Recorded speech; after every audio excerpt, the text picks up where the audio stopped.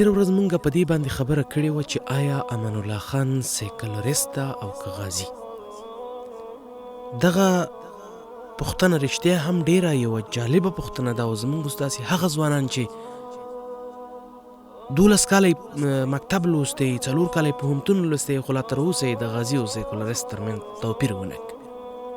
ما دا خبره په صراحتن ډول ویلې، په واضح ډول مې ویلې چې غازي هغه چاته ویل کېږي چې د خپل دښمن او بیا له کفري اشغالګر سره یا د کفارو سره د کفارو پر مخالف د جهاد په لومړۍ کرښه کې قرار ولري، له دوو کفارو سره یې مقابله کړې وي، په هغه وخت کې دا غازي کېدلی شي.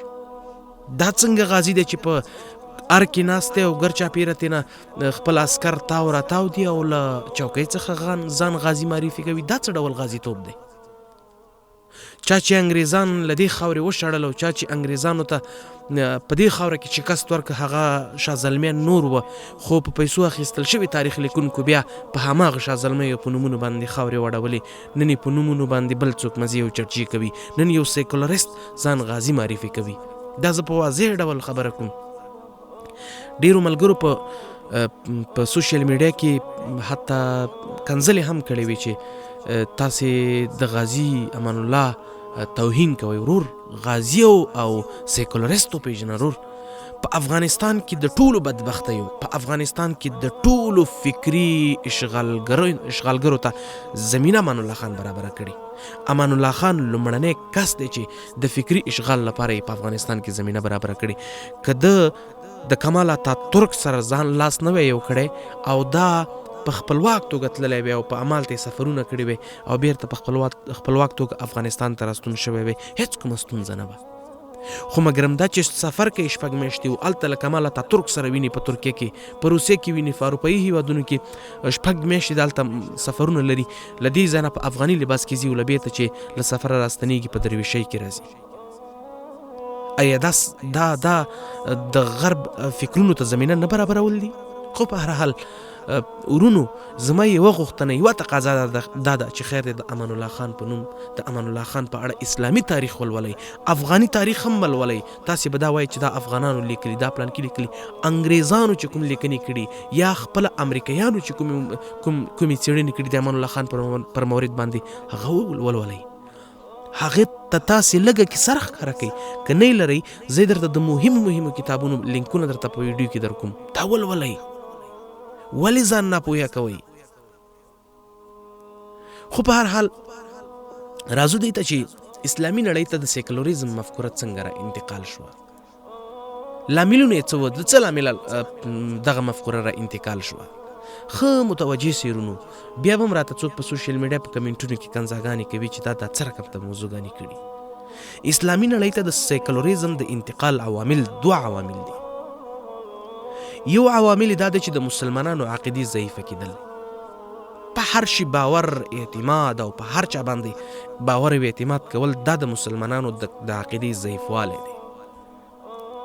الهي امورو نه سرغړونه کول، الهي امورو ته پام نه کول او د یو چا په لاس جوړ شوي قوانینو ته ډېره ترجیح ورکول، دا خپله د ایمان کمزوري ده.